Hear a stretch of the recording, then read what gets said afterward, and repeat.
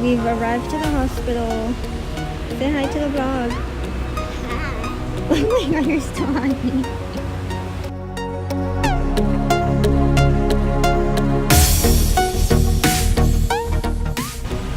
Enjoying the view outside the hospital.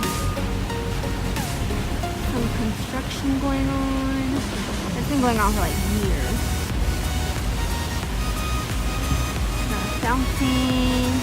My brother's over there.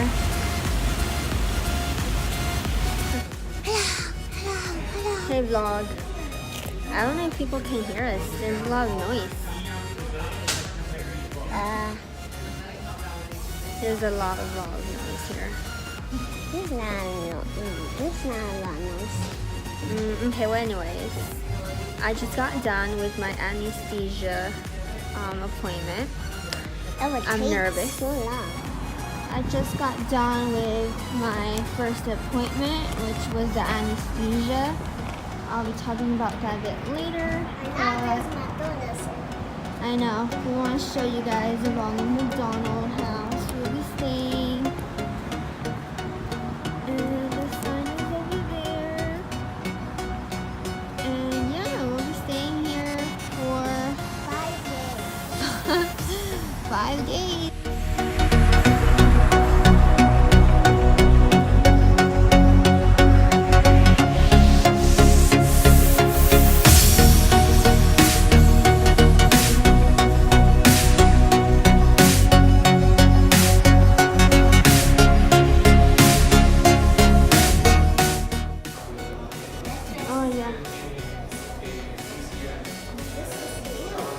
Oh yeah, and we have these special badges that we have to use at all times.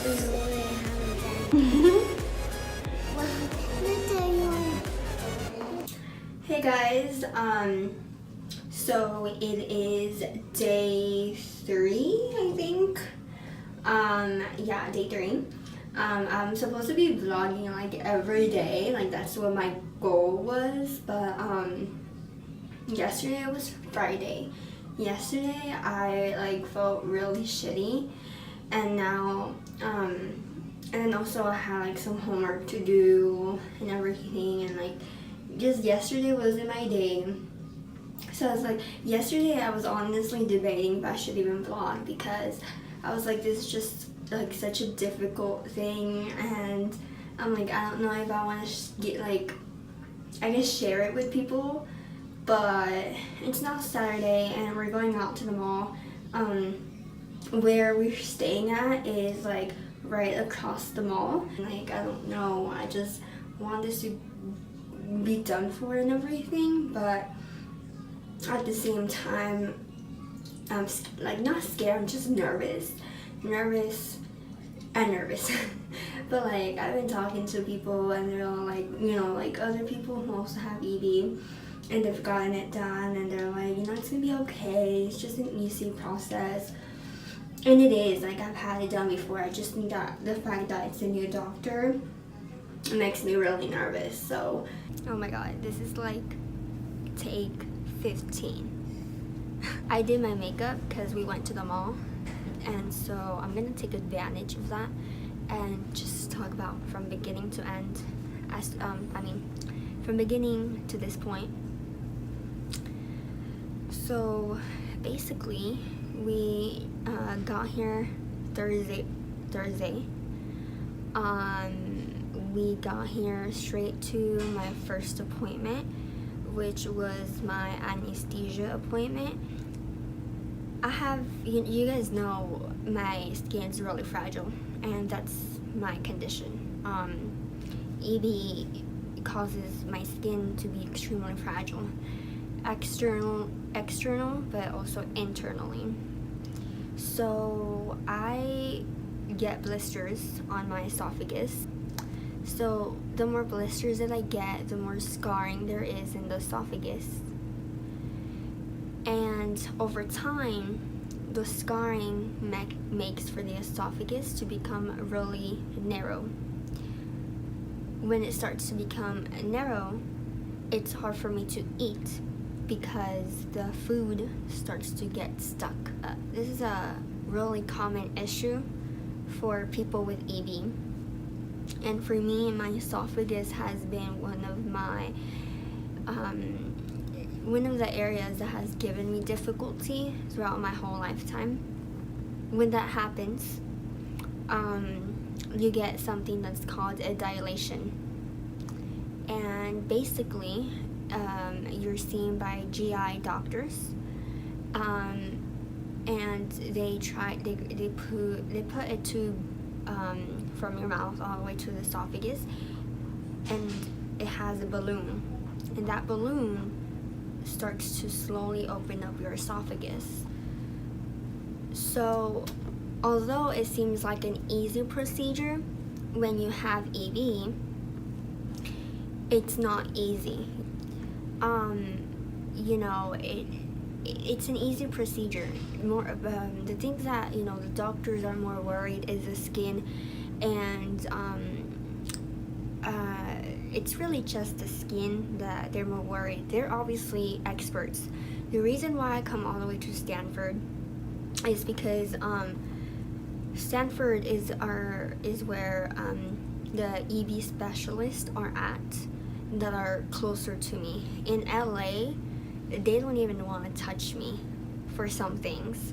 The doctors in LA sometimes are too scared, and so they're scared of damaging my skin and not making things worse, basically. So that's why ever since I've been a baby, I've been coming to Stanford for different things, one of them being GI.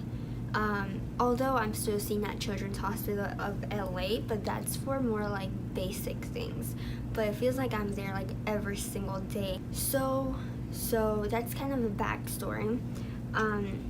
So when I was younger, I used to have dilations at least once a year. When I turned 7 years old, I got it really bad. My esophagus got to a point where it was so bad that I was throwing up everything that I was eating. I was doing bad. I went to the emergency room. I stayed at the hospital for 2 weeks. This was at the Children's Hospital of LA. Remember that the doctors that I was seeing at that time, they knew me and whatever. And they were like, well, we have to get this done here. So I got it done there. My esophagus was so closed and narrow that they couldn't even get the tube in, and they feared that by putting pressure and really trying to would damage the skin more. So they tried, they couldn't. They told my mom that it's so narrow, either it stays like that or over time it'll open up. At that time we didn't know. So at that time, because my eating by mouth was not possible, I got a feeding tube,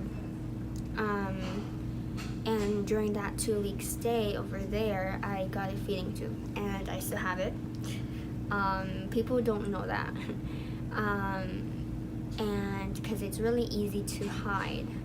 So for like 2 years, the feeding tube was like my main source of nutrition. I was getting food blended.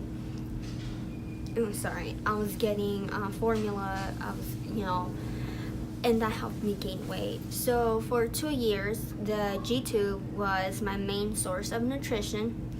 Over time, somehow, my esophagus started to get better. I started to eat more solids. And up to this point, I was using I was eating by mouth. The G-tube, I really only use it, until it started to get bad again. I would really only use it for like medications that tasted horrible, and for days where I had like a sore throat, or if my mouth blisters were just really bad, then I'd use my G-tube. So for 11 years, I had no dilations, no trouble with my esophagus. every time I tell someone with EB, they're like, wow, you know, it's really impressive, because prior to that, I mean, I was having them like twice a year. I have friends that get them done once a year, every 4 months. Dilations are really, really common in EB, and for me to have had that 11-year gap, I mean, I'm grateful. So late last year, I started to have issues eating, but they were really minor, and I would occasionally choke on my food. I got a swallow study done at CHLA, that's Children's Hospital of Los Angeles. I got a swallow study done, and they said that everything looked fine, so I trusted them. And then they suggested for me to have a sip of a drink after every piece of food. So that's what I was trying to do. Then early this year, it was still being an issue, and I was still choking on my food.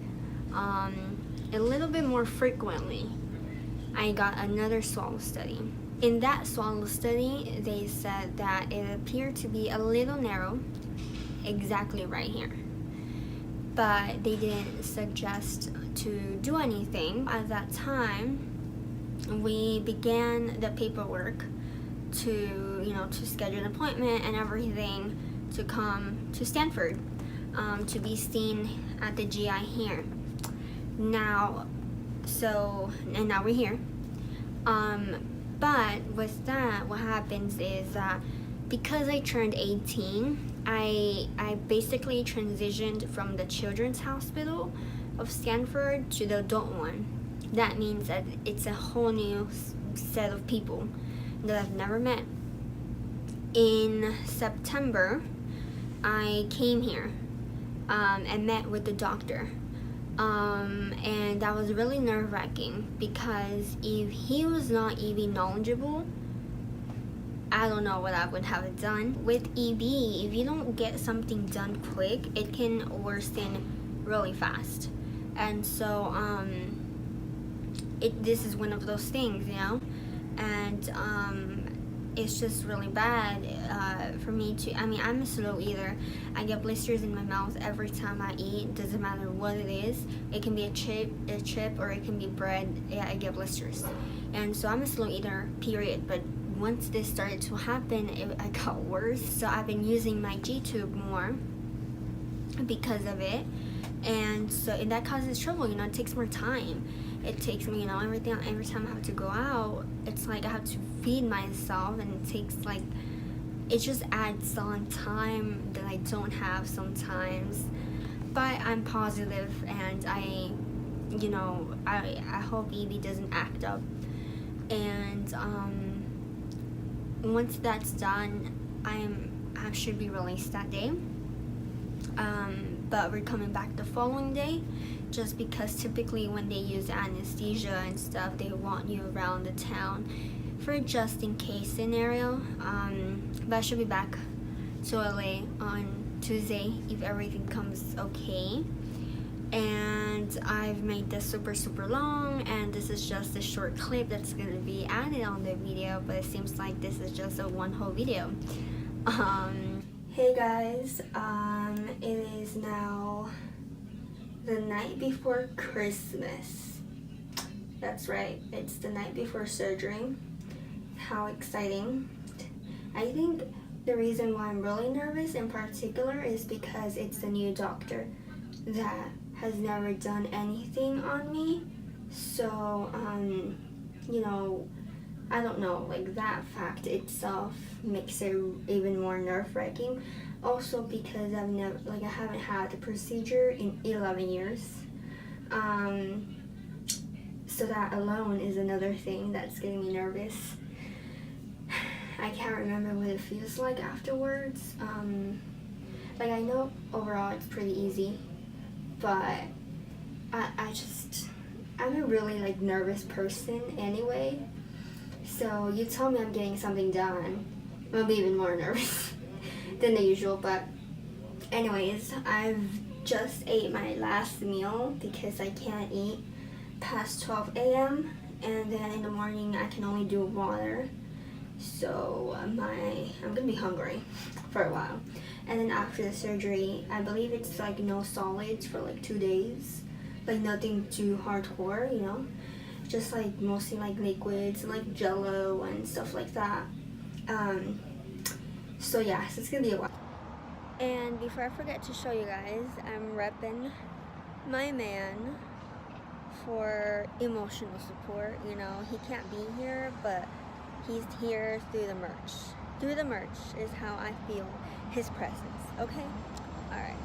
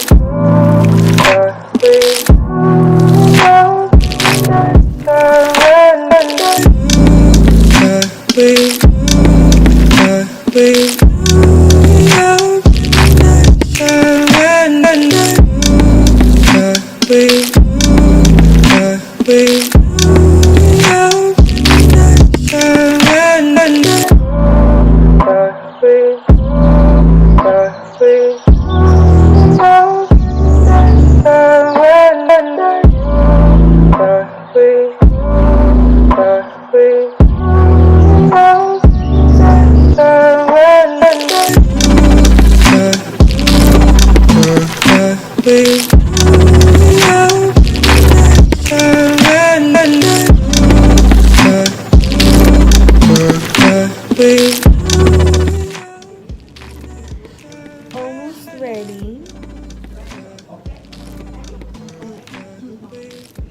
About to head inside the nerves, you guys.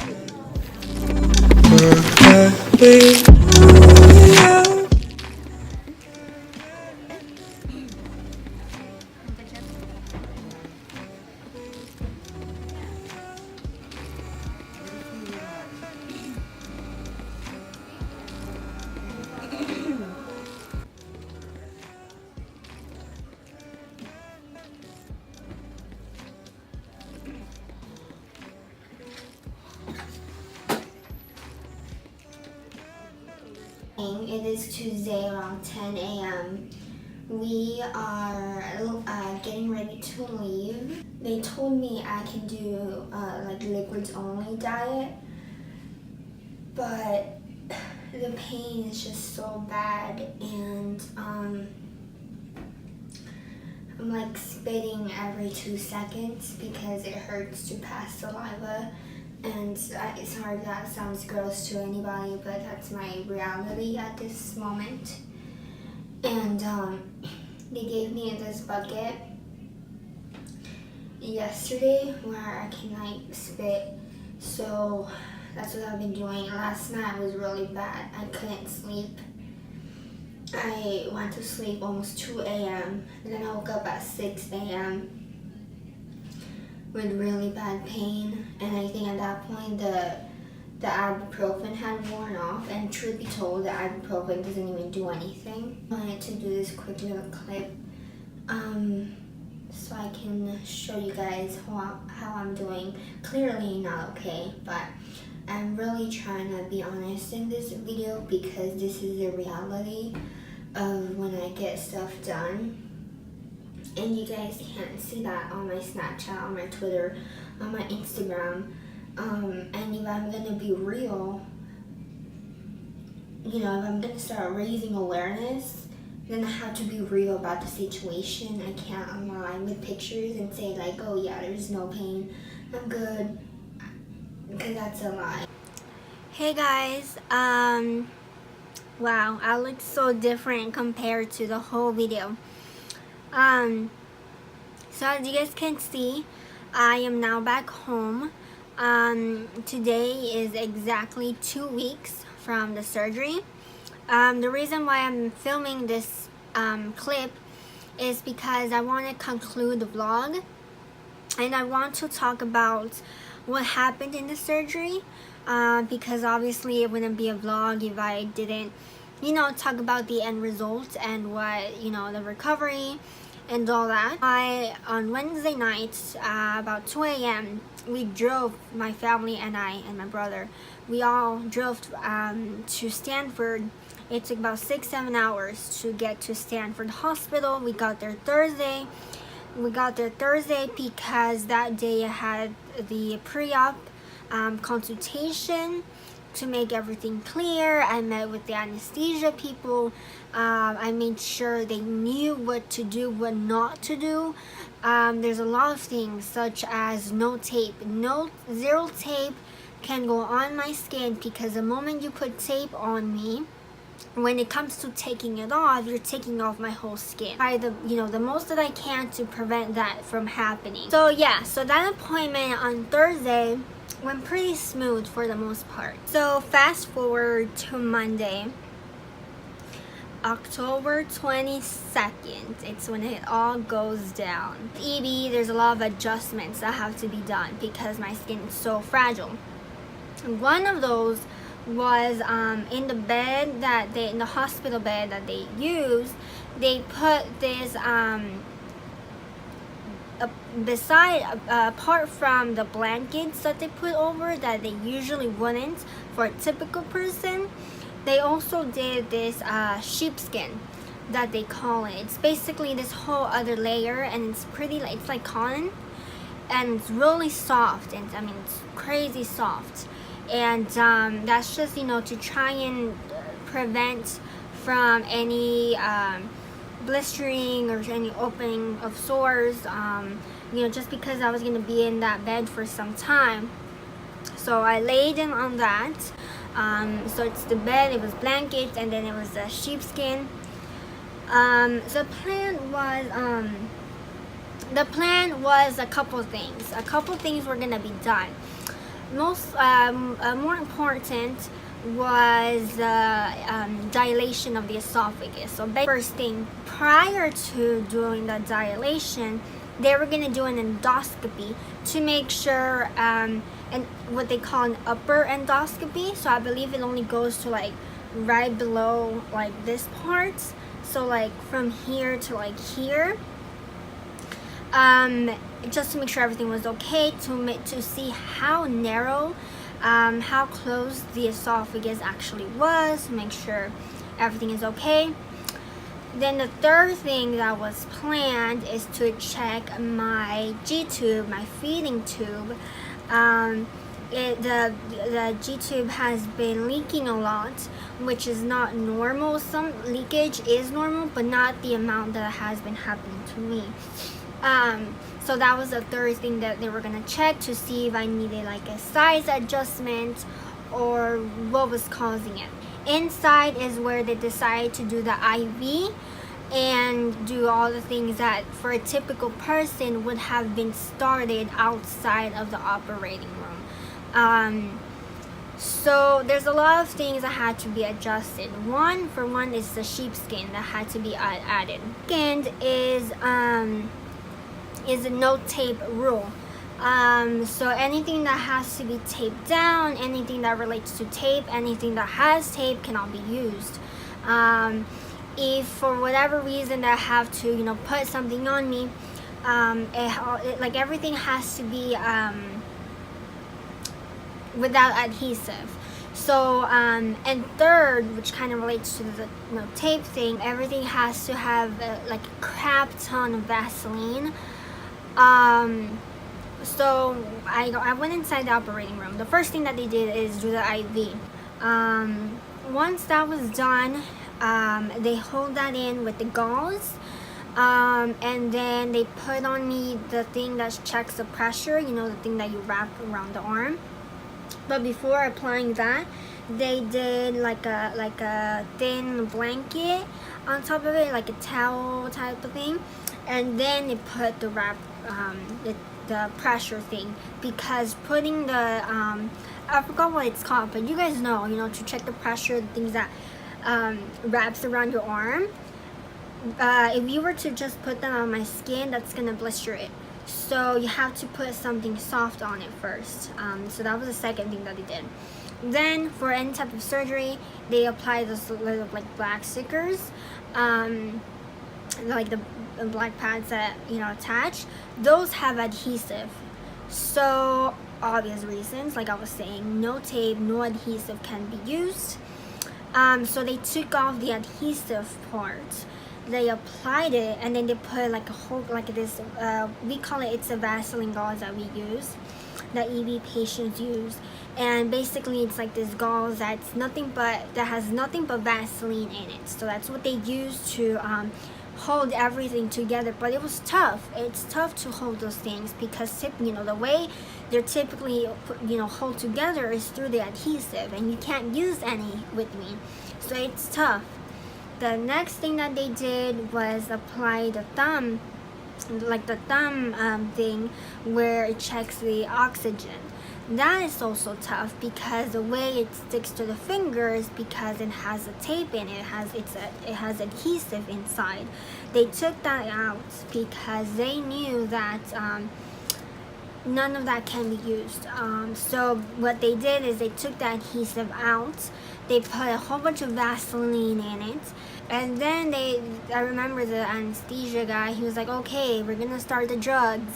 Then the second thing that happened was they put this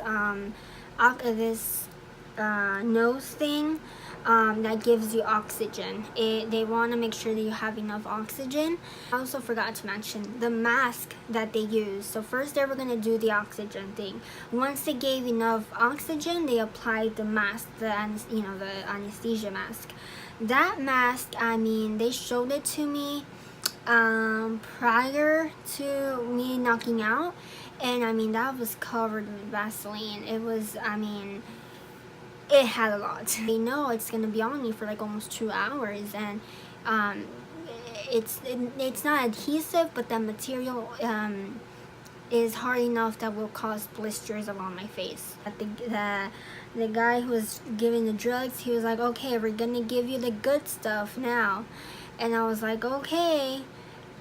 And then I woke up. And by that I mean, I knocked out, they did the process, and then I woke up. They tried their hardest to not use intubation. Intubation is when they have to intubate you basically for you to breathe. They really try to not intubate ED patients because they know that by doing that, they're damaging just everything internally. They really tried to not do that, but unfortunately it had to be done. First of all, the endoscopy could not be done. They tried, but it was not successful because my esophagus was just so closed down that they couldn't even get anything in there. The second thing that they had planned was to do the dilation. So they tried to do it by the mouth because the esophagus was so closed down that they couldn't even get the tube inside. The tube that was supposed to open it, they couldn't even get it inside. Their last option was to do the light dilation through the hole that I have from the G-tube. So I know a lot of people do not know what G-tube is. It's a feeding tube. I have a feeding tube that was placed when I was 7 years old. It's basically, I have a hole in my stomach. I know it sounds really bad and graphic, but it's not as bad as it sounds. It's basically like, imagine your earrings. You do a hole and then you have a button that goes inside it. And I change it every 6 months. I can easily take it out. And that's all it is. So basically, that was their only option to do the dilation. So basically, they took out the tube, the button. It's not even a tube, it's just like a button. They were going to take it out anyway because they were going to check the area anyway. So they took out the tube, the button, it's called a button. They took it out and they did the dilation through the through the incision that I have there. And it's so crazy how science works. They were able to put the tube all the way inside until they reached here, and that's the only way they were able to do the dilation. Now, because of that, they had to intubate me. Placed my button, my G-tube, and that was it. That took a little bit over 2 hours. So when I woke up, wow, I cannot explain to you guys the amount of pain that I was in. It was painful. It was one of the worst painful weeks that I have had in months. I couldn't even swallow my own saliva. I was spitting it out. I know it sounds really like gross maybe to some, but I had to spit like every 5 seconds. And I couldn't talk. It hurt to talk. That whole week I had this bucket near me and I was spitting my saliva. I couldn't eat. I tried to eat, but it was just a pain that my eyes were getting teary. No pain meds that could help it. It was just so sore. My birthday was like 3 days after the surgery, and I was upset because I couldn't eat cake. I couldn't have food. I couldn't have anything. I had the cake just for the pictures. If you guys saw it, you guys know what I'm talking about. It was pretty and I couldn't even eat it.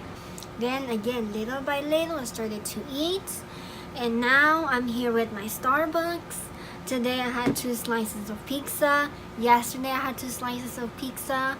No problem. I don't know how many views this is gonna get. I don't know if it's gonna get 5 or 10 or 100 or 1,000, or I don't know. Maybe just 2 people are gonna see this. Maybe just 50 people. I don't know. But if you watch this, that means because you feel that you want to learn and you want to get to know what I go through a little bit more, and you have no idea how much that means to me, because I really want to get my story out there.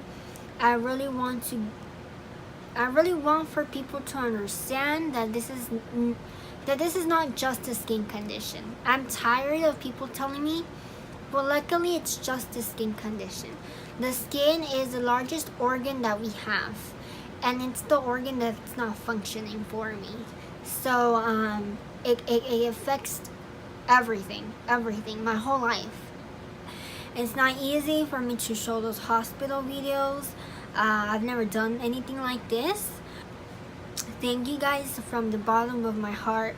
I genuinely appreciate it if you watch the video. I'm not gonna ask you guys to like the video or share it, because it's up to you guys if you want to. Really, I'm just glad that I have the opportunity to share something so personal, open the minds of people, be an eye opener for people. So again, thank you if you watched it. I really appreciate it. And I guess that's all for this video. I'll see you guys next time, guys. Bye.